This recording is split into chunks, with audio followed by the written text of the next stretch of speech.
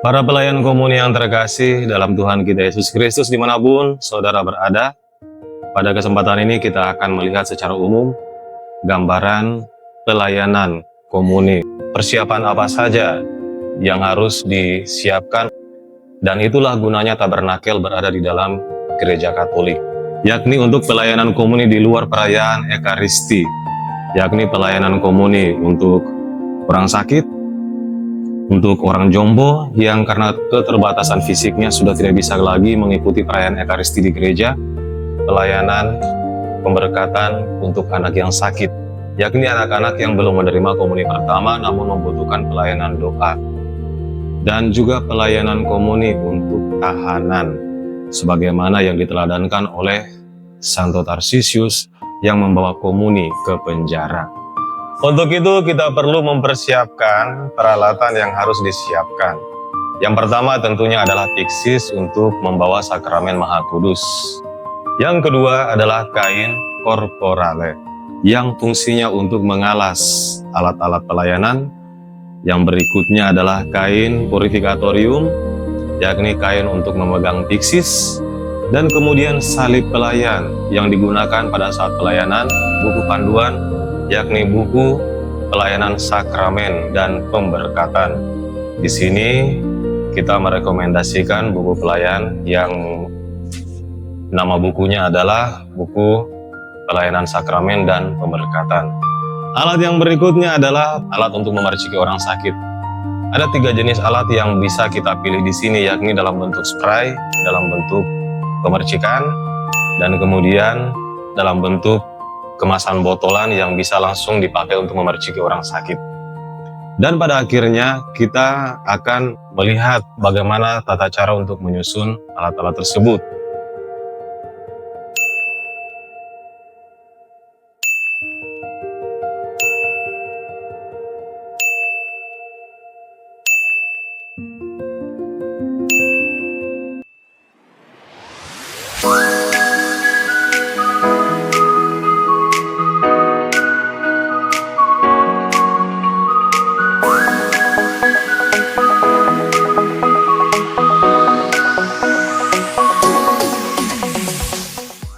Nah, sekarang kita akan melihat persiapannya. Nah, ini adalah pelayan yang akan mengambil sakramen Maha Kudus dari tabernakel untuk digunakan sebagai pelayanan bagi orang sakit. Kita lihat tentunya pertama-tama semuanya diletakkan di atas altar. Terdapat piksis yang sudah terbuka. Kemudian pelayan membuka tabernakel dengan sikap yang hormat, seperti yang kita lihat pada saat ini.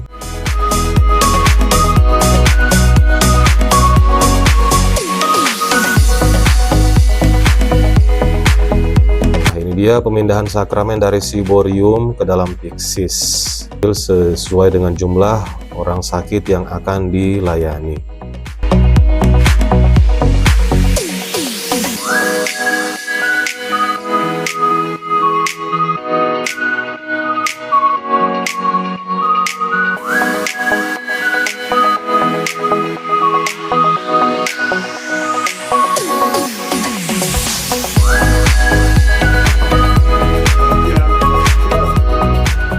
Baik para rekan pelayan, sekarang kita akan menyaksikan bagaimana tata cara menerimakan komuni orang sakit, yakni bagi mereka yang sakit tapi tidak masuk dalam kategori sakit keras atau sakit yang sudah tidak bisa lagi menerima komuni.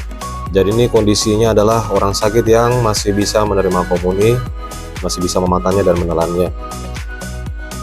Nah, tentunya dalam persiapannya pelayan harus mempersiapkan segala sesuatu yang ia butuhkan, termasuk di dalamnya adalah buku panduan. Semua orang yang diam di dalamnya. Semoga Tuhan memberkati saudara dan semua yang tinggal di dalam rumah ini. Pada bagian awal, pelayan membacakan sesuai dengan apa yang tertulis pada buku pelayanan, dan juga tentunya bagian pembuka ini disertai dengan pemercikan bagi orang sakit, yakni pemercikan air suci yang mengingatkan akan sakramen baptis yang pernah diterima. Ini adalah pemercikan di mana orang sakit menyertanya dengan tanda salib, Nah, ini adalah penerimaan komuni bagi orang sakit yang masih bisa menyantap sakramen. Domba Allah yang berbahagia kita yang diundang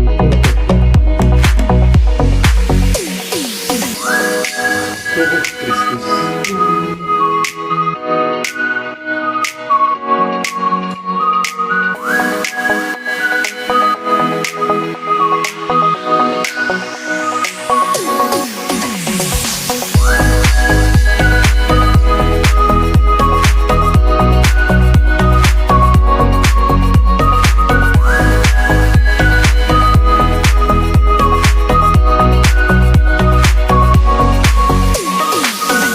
Dan setelah ini kita akan melihat bagaimana tata cara pemberkatan bagi orang sakit keras, yakni pelayanan orang sakit yang sudah tidak bisa lagi menyantap sakramen karena kondisinya yang sangat parah. Mendampingi dan melindungi ibu di dalam Doa yang sedang dibacakan oleh pelayan kali ini adalah doa untuk pemberkatan orang sakit. Nah, setelah doa, pelayan kemudian memerciki dengan air suci orang sakit keras dan tidak memberinya komuni karena orang sakit keras yang ada dalam tutorial ini adalah orang sakit dalam kategori yang sudah tidak bisa lagi menelan.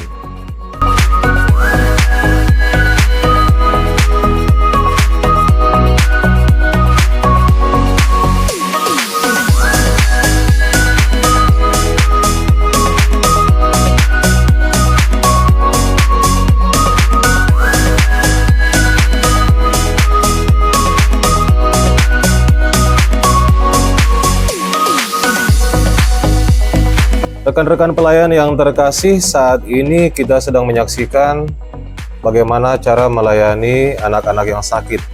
Jadi pada kategori ini adalah mereka yang belum menerima komuni pertama, namun keluarga meminta pelayan untuk melayani orang sakit dalam keluarga mereka, yakni seorang anak. Nah, di sini pelayan sebagaimana biasanya mempersiapkan segala perlengkapan yang dia butuhkan. Dia mengenakan alba. Di sini pelayan masih tetap menggunakan buku yang sama, Ritus untuk pelayanan pemberkatan anak yang sakit.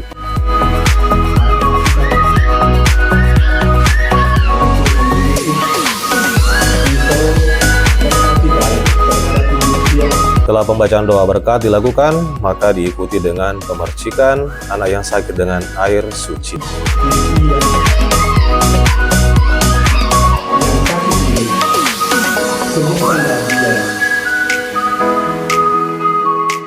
Setelah memercikan, upacara berkat ini ditutup dengan memohon berkat Tuhan.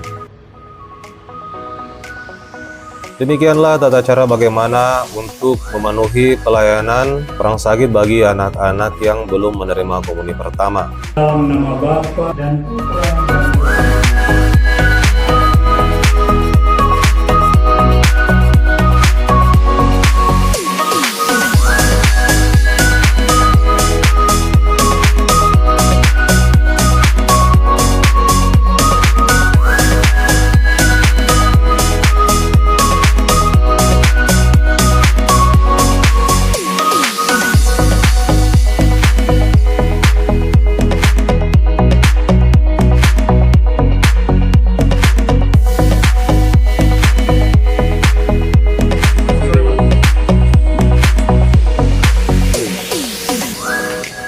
Para rekan pelayan yang terkasih, pada bagian ini kita akan menyaksikan penerimaan komuni bagi orang jompo, yakni mereka yang dikategorikan sebagai orang yang tua yang karena keterbatasan fisiknya sudah tidak bisa lagi pergi mengikuti ibadah di gereja, khususnya perayaan Ekaristi, sehingga mereka butuh untuk dilayani dengan penerimaan komuni orang jompo.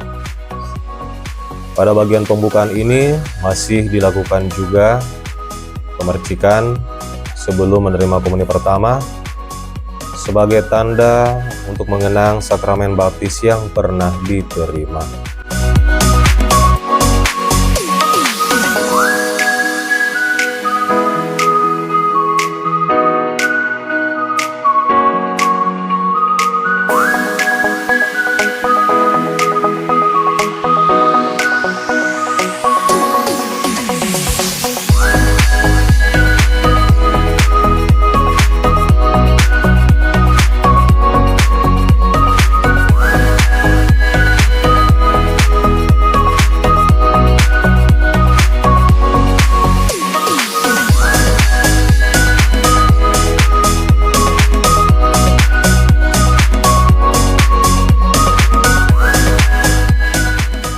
Para pelayan yang terkasih dalam Tuhan kita Yesus Kristus, pada bagian ini kita akan menyaksikan bagaimana cara melayani komuni bagi para tahanan.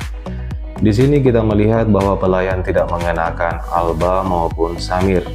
Berhubung karena samir tidak layak dikenakan di atas pakaian biasa, karena samir tidak sama dengan stola imam yang dapat dikenakan di atas pakaian biasa atau pakaian sehari-hari pada saat pelayanan. Tata cara penerimaan komuni tentu saja diawali dengan tanda salib dan salam yang diikuti dengan pemercikan untuk para tahanan yang mengingatkan mereka akan sakramen baptis yang pernah mereka terima, lalu kemudian menyusul doa tobat dan diikuti dengan kutipan firman Tuhan.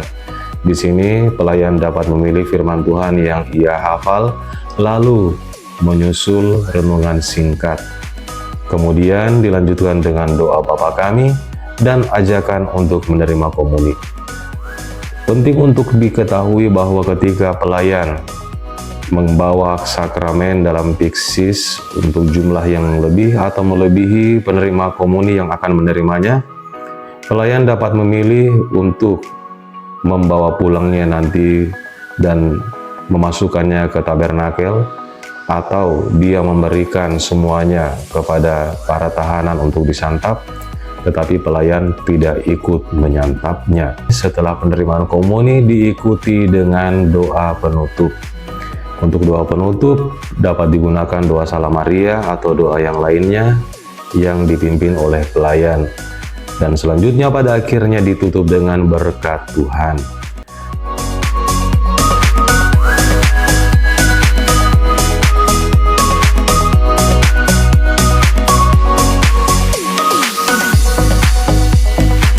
Demikianlah rekan-rekan pelayan yang terkasih dalam Kristus Tuhan, tutorial umum yang kami sajikan dalam video kali ini. Semoga bermanfaat. Shalom.